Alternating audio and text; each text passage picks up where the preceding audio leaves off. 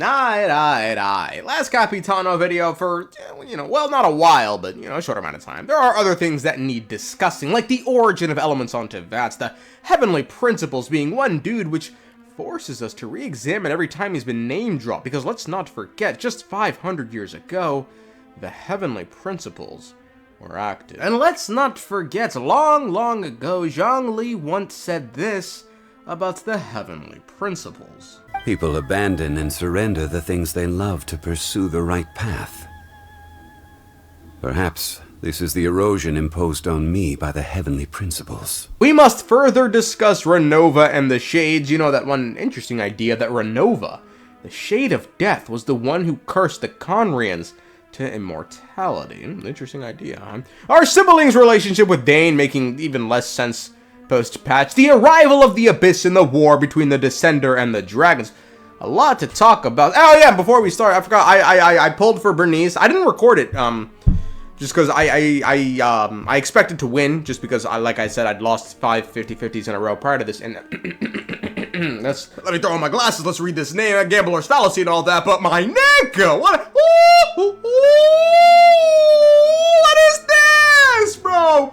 What about Soldier 11? Where the fuck are my rats? Honestly, today's video seems more like a 10 p.m. on a Sunday night kind of video, but yeah, whatever. If you really think about it, what we're about to discuss sheds even more light on why those who oppose the heavenly principles, namely the Abyss Order and the Tsaritsa, have to go about it in a roundabout way, because the heavenly principles we've just learned are far stronger than we could have ever imagined. There's an interesting conundrum going on right now as it relates to power scaling. What do I mean? Well, to put it quite simply, the captain, Il Capitano, has completely broken everything. Whether or not he did this in a good or bad way is up for you to decide, but given the overall vibe of 5.1, one thing is for sure, and it's this. We are crossing a threshold when it comes to just how strong characters are within the lore, and, it makes sense as we progress further on and on. We inevitably meet these monsters hidden away in the depths of the game's lore, the hexenzirkel, the sinners, the 4 shades, who just this patch were confirmed to simply have power far surpassing any other archon. The same principle applies to the ruler of Death's power, with one notable distinction. The amount of power inherited will not change depending on your ability to tolerate it. In other words, it's a kind of power that not everyone can withstand. But if you survive the trial, you will gain unprecedented strength, and the ability to harness powers more formidable than any archon. And now this isn't exactly a shock, the Shades having more power than the archons has been hinted at before, namely when Raiden A referred to Istaroth as a higher power, who helped Makoto create the sacred Sakura. However, it's nice nonetheless to finally have that little bits of confirmation. But this confirmation does something interesting. It essentially sees us crossing the Rubicon, and that for a while, those who had been at the top of the food chain in terms of power within the lore, the archons, no longer are. Now let me clarify, that's not to say we were all under some shared delusion that the archons were forever the strongest beings in lore. I mean, maybe the fucking Venti players. Yes, you wait! Yeah, I'm waiting about 3-4 years. Hell, I made a video over a year ago listing the strongest characters in lore, which I might probably have to remake at some point. I mean, dude, the mic, this was the built-in mic on my MacBook. But aside from that, the list is, yeah, this list is interesting. The top half isn't that bad. The bottom half is rough, though. Rhine Daughter at 10, huh? What a tragic miscalculation. Anyway, the highest archon I had on that list was Rex Lapis at 7. So I had 6 dudes above the highest ranking archon, but now we're in a spot where even including an archon on a list like this is nigh impossible, unless it's the top 100 in lore. Let me explain why in 2 words.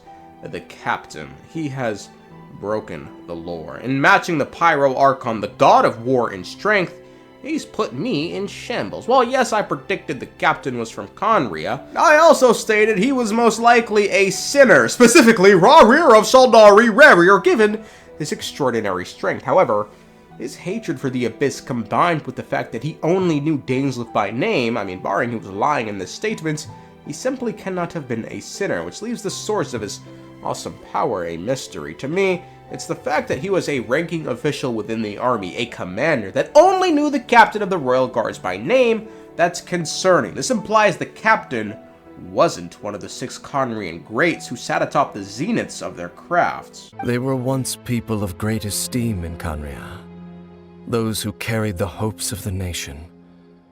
They were the best of their peers, outstanding in their respective fields. And if that's the case, then how is it he has the power to match an archon in battle?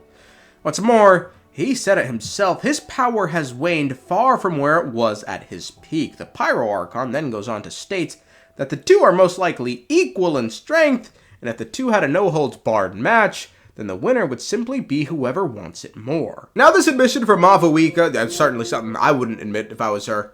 You got the gnosis, you got the elemental authority, and you say he as strong as you. But that'd be like if I had a motherfucking bazooka, and Tevandre over there had a Dorito chip, and I was like, yeah, we about equal in terms of strength. Hell no, bro! Hell no, that's shame. You should feel great. Oh, that toy, you should feel great shame. And the captain's just sitting here throwing hands with black magic, that's it. And now if just a mere commander within the Khaenriah army can match an archon in battle, hell, even if it wasn't just a mere commander, even if he was the best commander, what does that then say about the 6 greats of Khaenriah? What does that say about the fact that 5 of them became sinners with world-shattering abyssal power? They could not resist the call of the abyss, and divided among themselves a power that could destroy the world.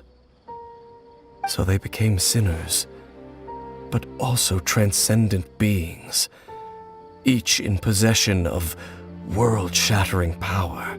Do we see the problem now, folks? If a commander within the Khaenriah army can match an archon at the absolute zenith of their strength, then imagine what the best of the best this nation can produce, souped up on forbidden knowledge, is capable of. You know what's funny? The point I'm trying to make as a whole is it's not just the captain whose power needs to be looked at, it's all of Khaenriah. Hell, look at Guthred. Ugly ass name, by the way, Guthred. God damn. He was about 2 seconds away from sending xilonens to the Shadow Realm, but the captain intervened. This serf from medieval times displayed remarkable combat prowess for someone who was merely a grunt within Capitano's forces. It seems like as a whole, the Khaenriahs were on a completely different level compared to everyone else. Now keep in mind, they don't have visions, they never had visions, and they never will get visions. Yeah, he's possessing, a Roron who has a vision, but it's Electro and it was never activated. Instead, we see a different type of power within Roron, and even xilonens comments she has never seen this boy move so goddamn fast. So I want you for just a second to think about a rank-and-file member of Khaenriah's army against the Knights of Favonius, neither of which have visions, at least the vast majority of the Knights of Favonius. If we were in an open field, Guthred against all the Knights of Favonius, he's killing about 100,000 of them. So now I want you to think for a second. The Khaenriahs had unimaginable power at their disposal, and they still lost. They failed in their rebellion and ended up extinct. Now, to be fair to them, they were fighting a war on 2 fronts, and by Dain's account of things, the sinners ain't even try. And when the cataclysm occurred, not one of them stood up in defense of their nation. Not one came forward to prevent the tragedy. But here's the thing, with good Khaenriahs like the captain, Guthred, who I wouldn't call good, but strong, and Fortis Albrecht, dainsleif, and plenty of other unnamed ones I'm sure we'll learn about in the future, the Khaenriahs still lost. The Abyss proved too much, and when the very thing that proved too much for this cracked nation started threatening teyvat, the final boss had to step up and put both of them down. So now here we are, 500 years later, the Sinners, AWOL, the Abyss Order underground, and the Tsaritsa playing the long con because they know everything they're doing, they're allowed to do. And they know that if the fisticuffs ever come off and all hell breaks loose, then they will awaken.